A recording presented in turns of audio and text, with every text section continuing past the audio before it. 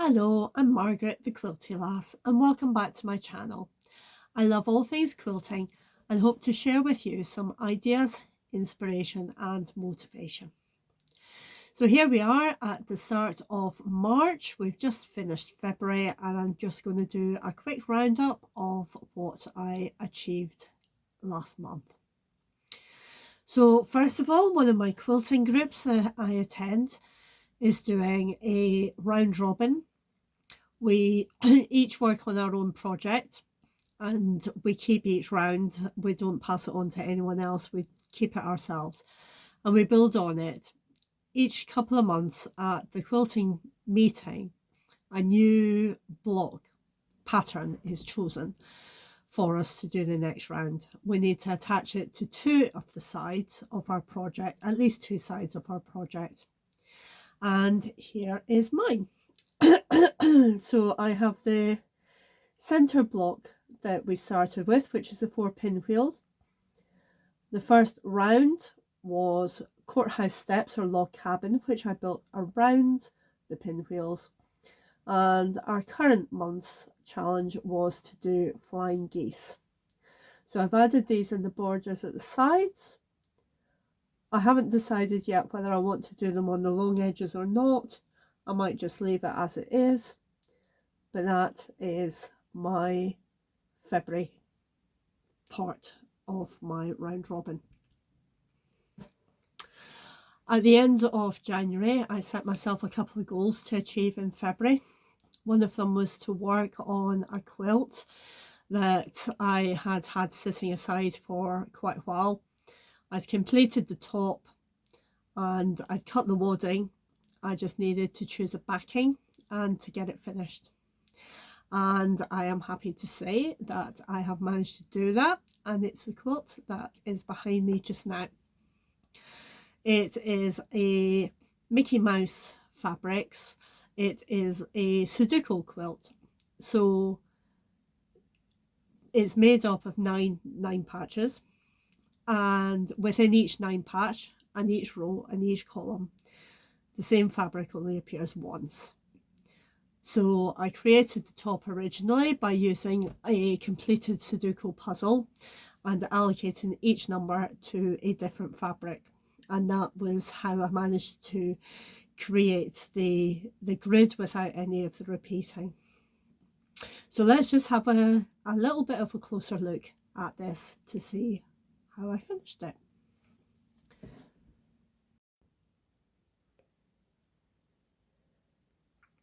So here is 9 patches with sashing in between.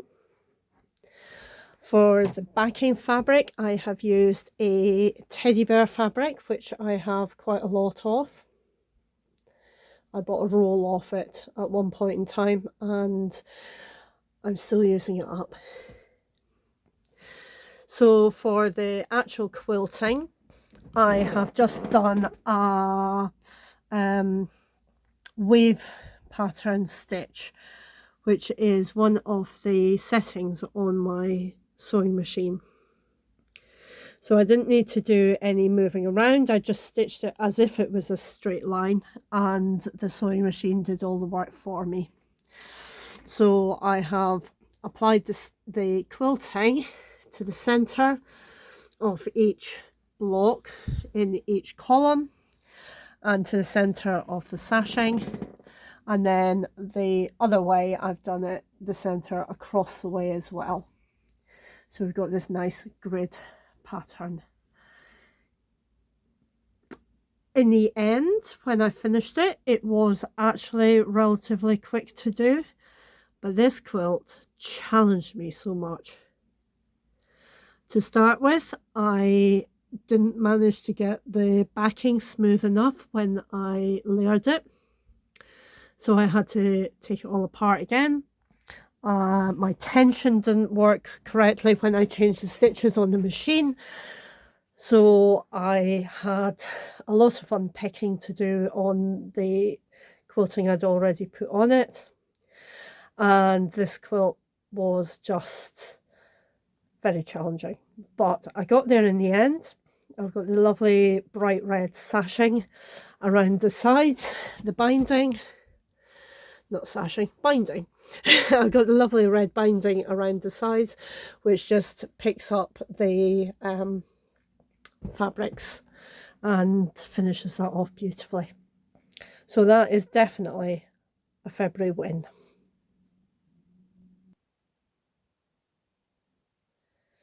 This was another win for February. This is my Hearts and Cats quilt, which I did a video of me creating it on Valentine's evening. So it's got 4 patch blocks with 3 patches that make up a love heart. It's put together on point, and I've managed to take that from individual blocks and pieces through to completing the quilt top. So that was another quick win for February.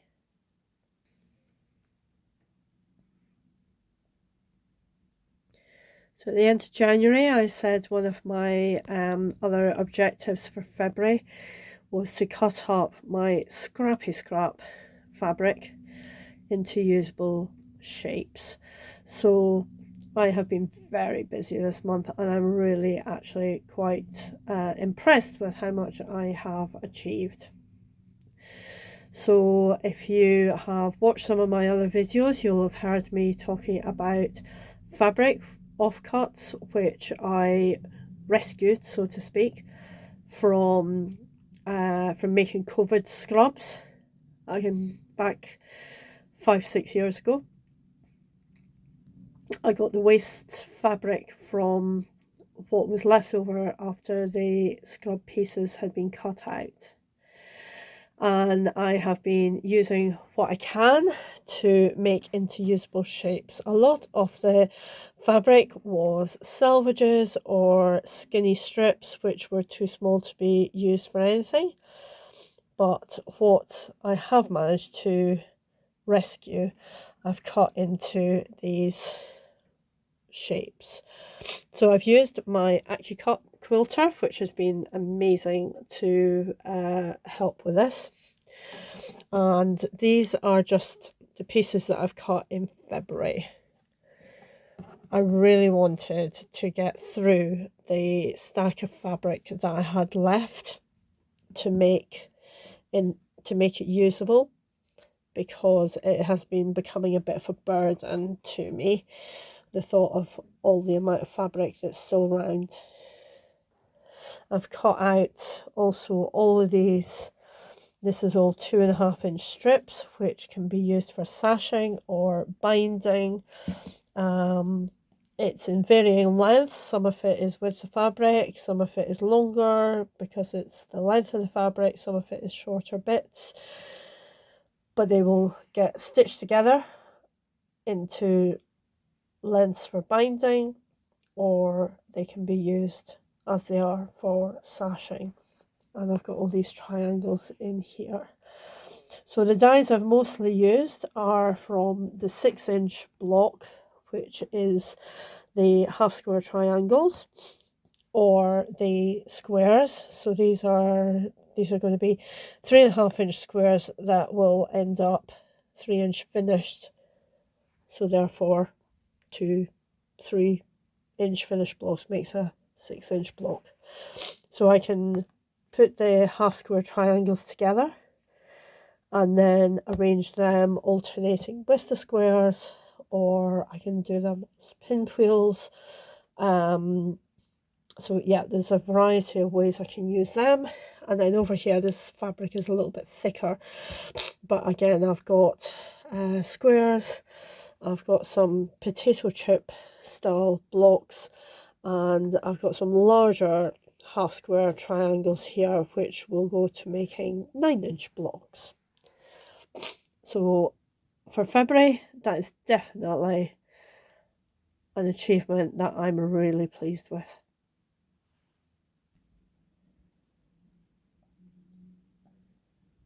So this was an additional project that I worked on in February, which I am still in the process of working on. The quilt itself is a pattern test I did for Merry-Go-Round Quilts quite a few years ago. It is called Hum a Few Bars, and originally it was 6 rounds all the way around as a square quilt. I've decided that I'm going to donate this quilt when it's finished to Quilts for Care Leavers, and they have specific size measurements for the quilts that they use. And unfortunately the square size of this quilt was too big. So what I've done is I've got 2 rounds of light lilac in the centre. I've got 2 rounds of plum around that, and then the outer 2 rounds were black. So I've taken off the black rounds, the 2 rounds of black from the top and the bottom, and we now have a top which is going to be the right size for Quilts for Care Leavers. And the additional strips which I've taken off, I'm going to incorporate into the backing. So there's nothing going to go to waste. It just needs tidied up and trimmed up a bit around the edges. Nothing's going to go to waste, but we had a sewing evening where you had to take some hand sewing. I didn't have any hand sewing to do, so I took my stitch ripper and I worked on unpicking this to resize it.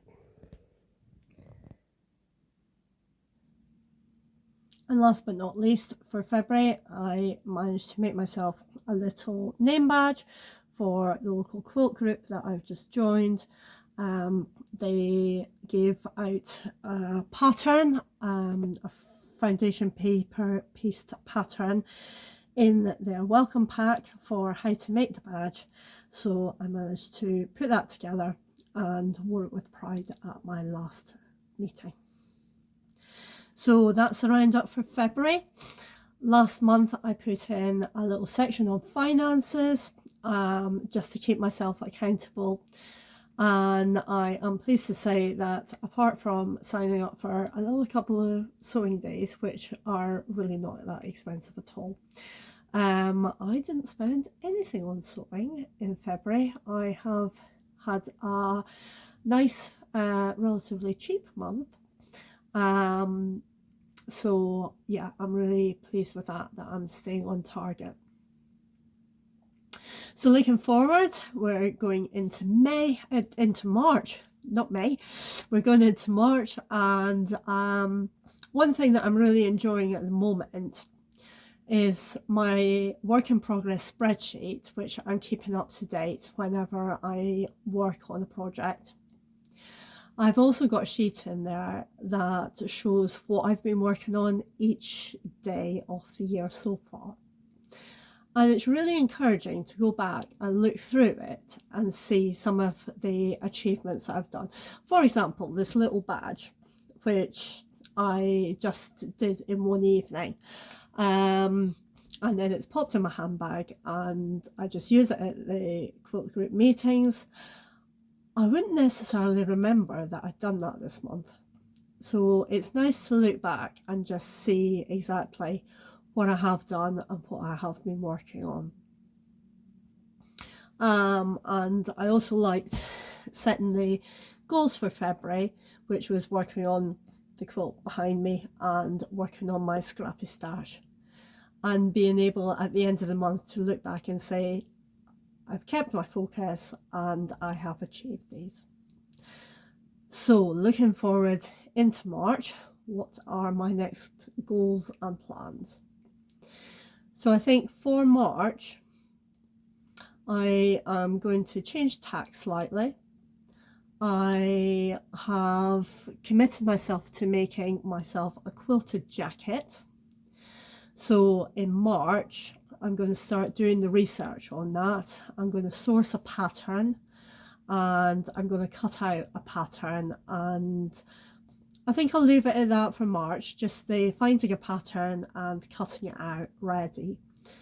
So that's going to be my goal and my focus for March.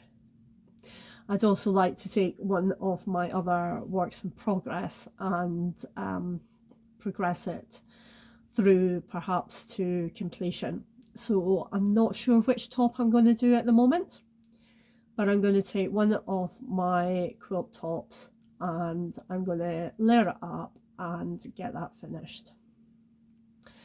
I have a lot of tops that are completed that haven't been made into quilts, and a lot of them are going to be heading towards charity, either to Project Linus or Quilts for Care Leavers. So my goal this year is to get as many of them completed and moved through to the charities as possible.